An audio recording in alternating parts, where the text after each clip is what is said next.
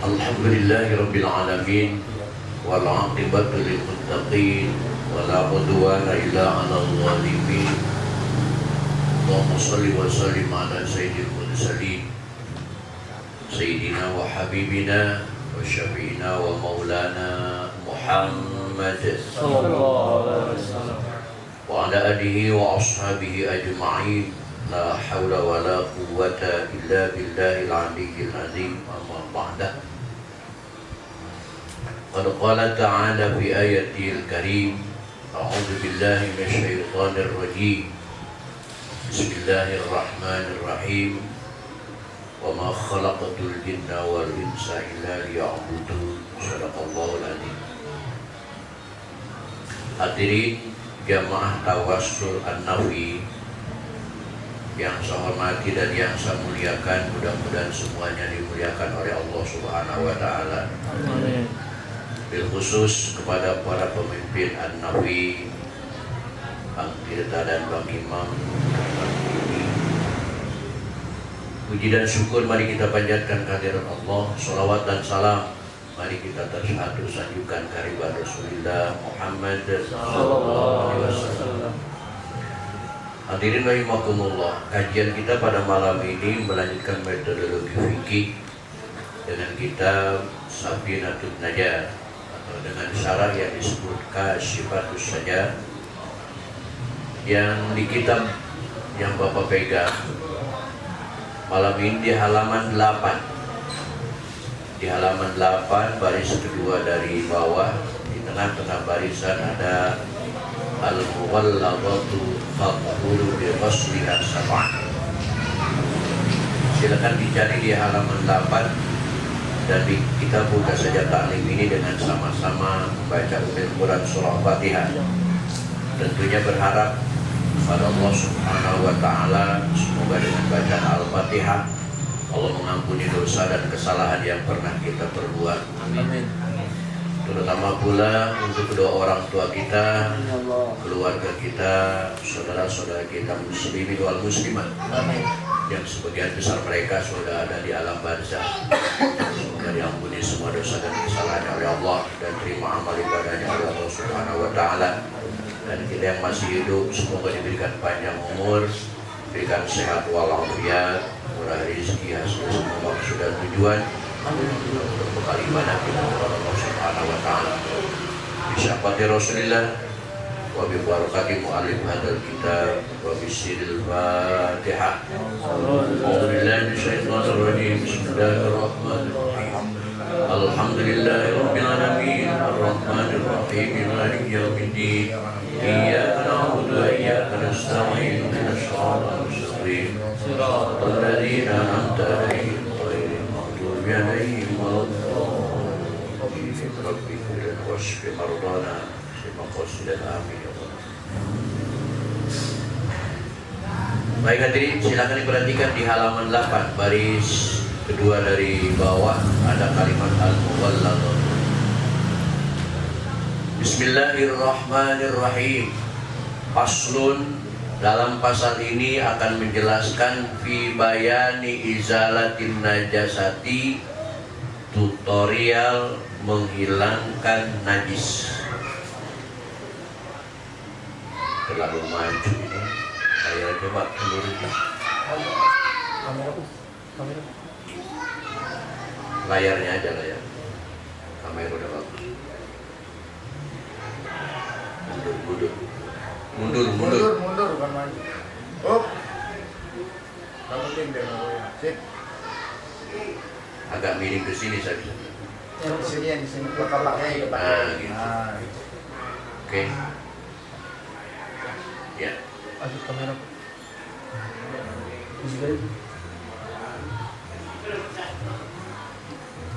Qala Usman As-Suwaifi, wal murad bin najasati, yang dimaksud dengan kata-kata najis adalah al wasful mulaqiyul mahal, najis yang nempel ke suatu benda.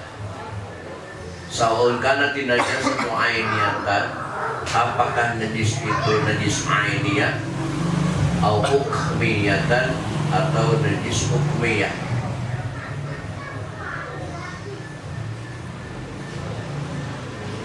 Al-mughalladhatu, bermula najis mughalladhah itu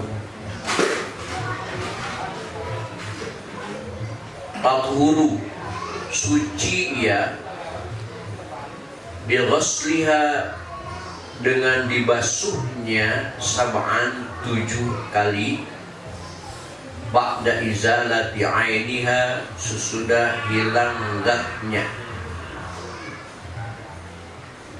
Berbicara najis yang pertama adalah najis mughalladhah. Mughalladhah itu segatnya isim maf'ul yang diambil dari fi'il madhi lafaz ghalladha yughallidhu taghlidan fa huwa mughallidun wa dzaka mughalladhun, mughalladhun, mughalladhani, mughalladhatun. Artinya najis yang diberatkan hukumnya. Yang kita pelajari kemarin, mughalladhah adalah najasatul kalbi wal khinzir, najis anjing dan babi. Tetapi tutorial menghilangkan najis mughalladhah bukan berarti menghilangkan najis anjing dan babi pada zatnya, bukan. Tetapi al-mughalladhatu ma yatanajjasu minat tahirati, benda yang kena najis dari barang yang suci, kain kita, baju kita, celana kita, terkena biling abiha, karena ilernya anjing dan babi, au bauliha, atau kencingnya anjing dan babi, au urkiha, atau keringatnya anjing dan babi. Itu yang bisa dicuci, barang yang najis yang terkena cairan dari anjing dan babi. Bukan berarti daging anjingnya bisa dicuci, bukan berarti daging babinya bisa dicuci, tidak.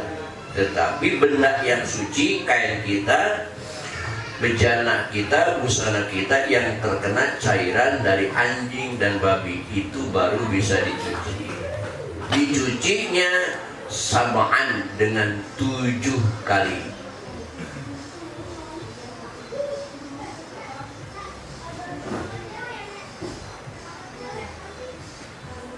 Dihitung 7 kali itu ba'da izalati ainiha, sesudah hilang zatnya. Dihitung 7 itu kalau zatnya sudah hilang.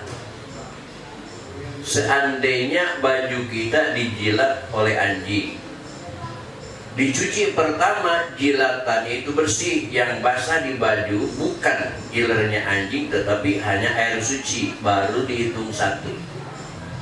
Tapi kalau sendal kita diberakin anjing, dicuci di baju pertama kali tidak hilang, itu belum dihitung 1. 2 kali belum hilang, belum dihitung 1. 3 kali belum hilang, juga belum dihitung 1. 5 kali baru hilang, itu baru dihitung 1. Jadi dihitungnya itu ba'da izalati ainiha, setelah ainnya, zatnya, bentuknya najis itu hilang dari benda suci yang kita gunakan.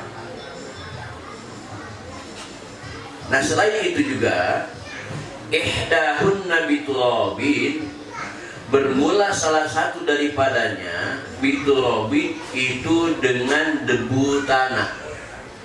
Salah satu hitungan yang 7 tadi harus disertai dengan tanah, walaupun percampuran tanah itu walau akhirata, walaupun di cucian yang terakhir.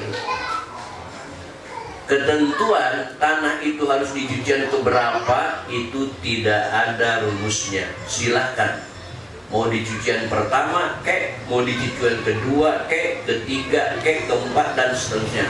Terserah kita. Yang penting salah satu di antara 7 itu harus ada unsur tanahnya, itu baru hilang. Oleh karena itu hati-hati Bapak, bukan,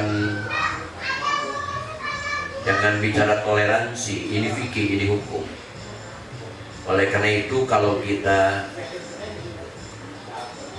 dikasih makanan, dikasih yang bentuknya masakan, apakah itu gorengan, apakah itu sayur dan lain sebagainya, dari orang yang mengkonsumsi daging babi, dari orang yang mengkonsumsi daging anjing, itu harus kita teliti dulu. Jangan-jangan tempat gorengnya, bejananya apa namanya, wajannya bekas goreng daging babi, bekas goreng daging anjing. Tidak termasuk alasan, Pak, itu kan sudah dicuci berkali-kali. Cucian berkali-kali, tapi tidak memenuhi syarat fikih yang ditentukan, itu tidak menghilangkan najis mughalladhah. Untuk menghilangkan najis mughalladhahnya itu tutorialnya seperti yang ada di kitab ini, 7 kali dicuci dan salah satunya harus dicampur dengan tanah. Mohon maaf, ini bukan saya anti toleransi, tapi ini hukum yang harus saya jelaskan. Itu yang pertama, najis mughalladhah. Wal mukhaffafatu, yang kedua najis mukhaffafah. Apa itu mukhaffafah? Mukhaffafah itu diambil dari sigat isim maf'ul yang dari fi'il madinya laqad khaffafa yukhaffifu takhfifan wa huwa mukhaffifun wa dzaka mukhaffafun.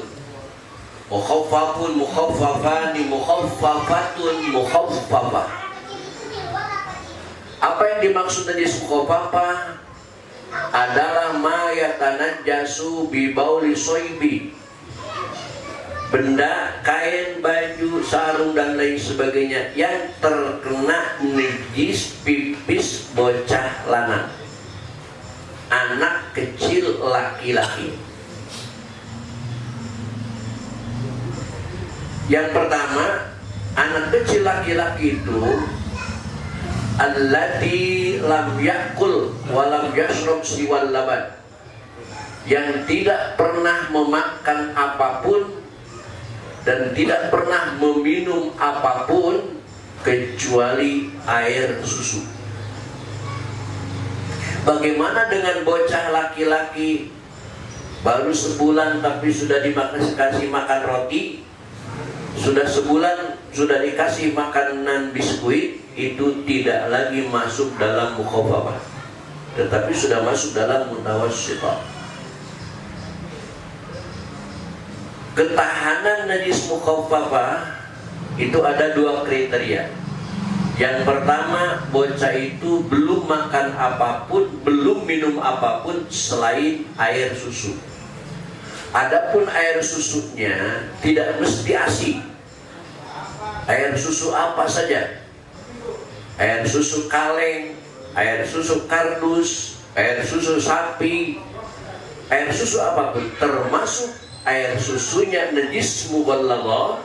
Seandainya ada bocah dikasih minum air susu anjing, seandainya bocah itu dikasih minum air susu babi, tetap najisnya najis mukhaffafah selama belum makan apapun dan belum minum apapun selain dari air susu.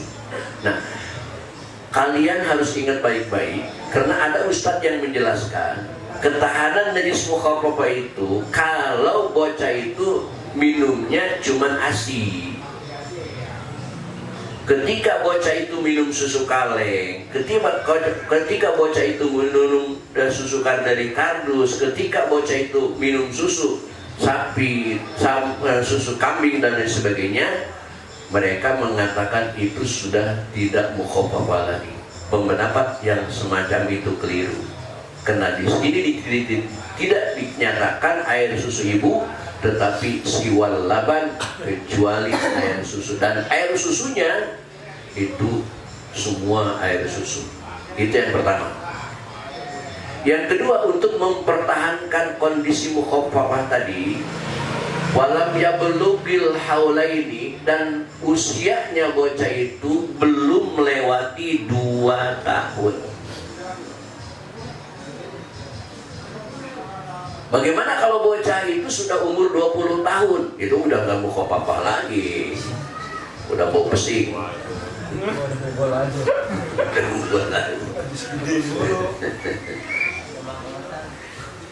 Jadi dua kriterianya, yang pertama belum makan dan minum apapun selain air susu, dan yang kedua usianya masih di bawah 2 tahun. Kalau sudah lebih dari 2 tahun, itu sudah tidak mukhafafah lagi, walaupun belum makan dan minum apapun selain air susu. Nah, najis mukhafafah tutorial mencucinya adalah tathuru birashil ma'i 'alaiha. Dia akan suci dengan mempercikkan air atasnya, ma'al ghalabati serta rata, wa izalati 'ainiha, dan sudah hilang zatnya. Cara mencucikan najis mukhafafah itu gampang. Ketika kain kita kena air kencing mukhafafah tadi, sarung kita kena, kita jemur saja supaya kering. Cuman ditandain dari batas mana ke batas mana, berapa kali berapa senti luasnya. Setelah kering, kita cepretkan air pakai tangan atau disemprot pakai spray dengan air bersih. Kalau air itu sudah merata melewati batasan yang kena mukhafafah tadi, dijemur kering, itu sudah suci lagi. Tidak perlu dikocok, tidak perlu disikat, tidak perlu direndam. Itu najis mukhafafah. Karena mukhafafah artinya hukumnya diringankan. Khaffafa yukhaffifu takhfifan. Itu najis yang kedua. Yang ketiga, najis itu mutawassithah. Mutawassithah sama, segatnya isi maf'ul dari filmadi lapan wasata. Dan karena mutawassithah itu banyak, bayangkan saja, seandainya kita persentasekan najis itu ada 100%, diambil mughalladhah 2%, diambil mukhafafah 1%, berarti sisanya berapa persen? 100 diambil 2, diambil 1, sisanya 97. 97 itu semuanya masuk dalam kategori najis mutawassithah. Dari tai ayam sampai tai yang punya ayam, dari tai kambing sampai tai yang punya kambing, dari tai sapi sampai tai.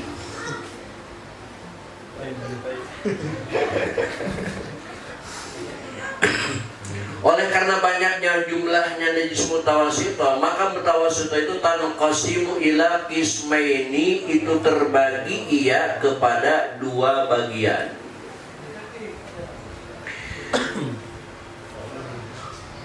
Ainiyatin, yang pertama najis ainiyah, wa hukmiyatin, dan yang kedua najis hukmiyah.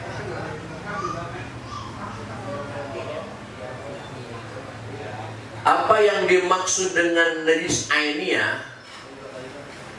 Najis ainiyah adalah allati tusyahidu bil ain, najis yang nyata, dilihat, kelihatan oleh mata, dicium, kecium oleh hidung, bahkan mungkin kalau najis itu dijilat terasa oleh lidah. Itu namanya najis ainiyah, nyata, dilihat, cairan coklat, dicium, bau tai kotor, dijilat, apa rasanya di?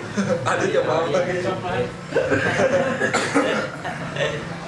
gurih-gurih. Itu namanya ainiyah. Hiya allati tusyahidu bil ain. Wa hukmiyatun, dan yang kedua najis hukmiyah.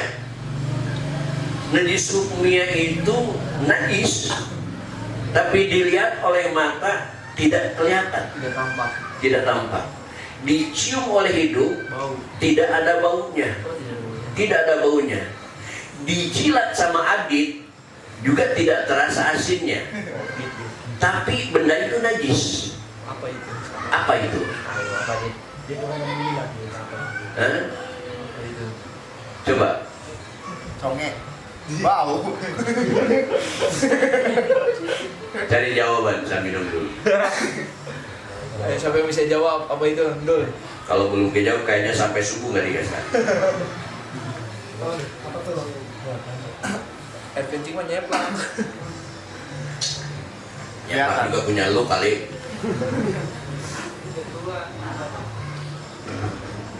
Ayo apa? Apa? Debu. Ya debu kelihatan bang, mana debu udah kelihatan? Masih kelihatan debu. Kencing yang udah kering. Kenapa? Bau. Kencing ente. Kadang-kadang hilang mas. Gaib lagi ya ini mah.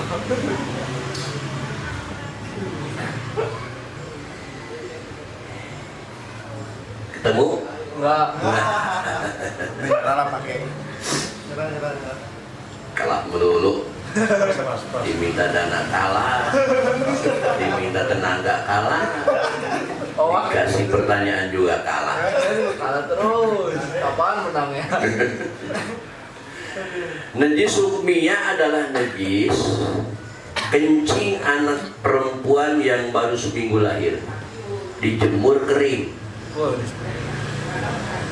Kencing anak perempuan yang baru seminggu lahir, dijemur kering, kena kering, pasti tidak ada basahnya, tidak kelihatan. Dicium, kira-kira ada baunya enggak? Enggak, karena masih baru seminggu. Dijilat, kira-kira ada rasanya enggak? Tidak mungkin ada rasanya, karena baru seminggu. Tapi itu najis mutawassithah, karena anak perempuan. Berbeda dengan anak laki-laki tadi. Kalau anak laki-laki masuknya mukhaffafah.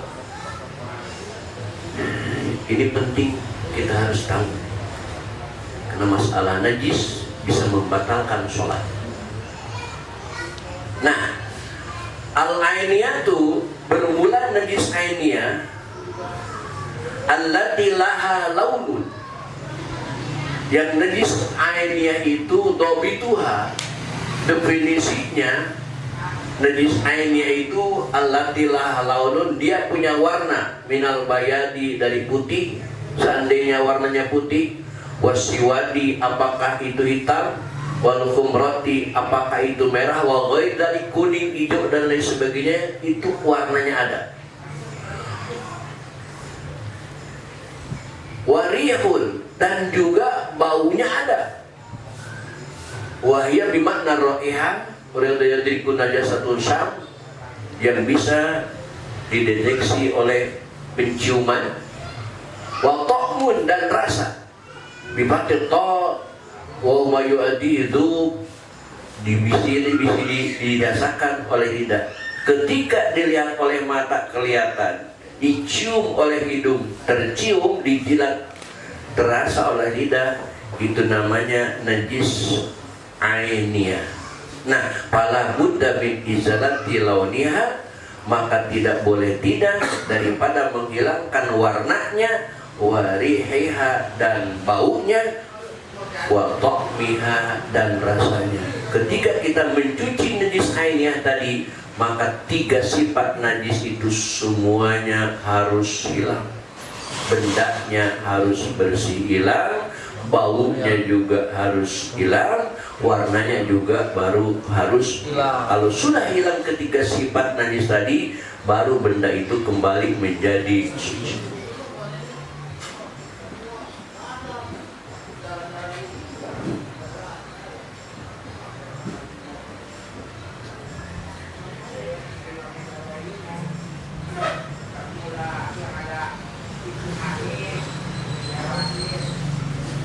Wabi khilafi lama lau baqiya at-ta'mu lidzalika aidan wa li usulati al-izilati al-ghaliban fal wajibu bi izalati najati al-hadd wal qarsu salasu madatin wa bil misbah qala az-zuhuri al-haddu antahaka bi tarfi hajarin aw udin, dan seterusnya.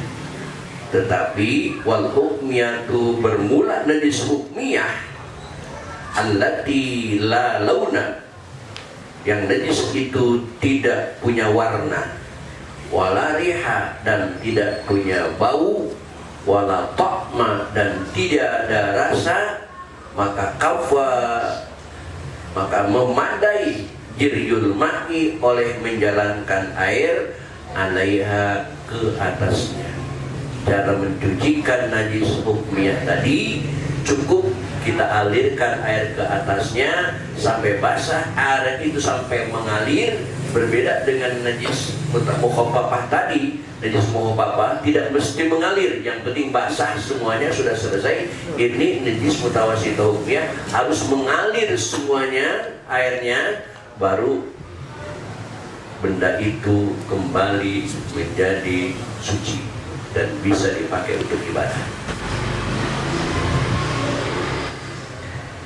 Aqallul haidi yaumun wa lailatun. Pasal berikutnya kita akan membahas pasal haid, menstruasi, dan nifas. Untuk najis cukup pasal sampai di sini malam ini. Kurang lebih mohon dimaafkan. Billahi taufiq wal hidayah. Assalamualaikum warahmatullahi wabarakatuh. Waalaikumsalam warahmatullahi wabarakatuh.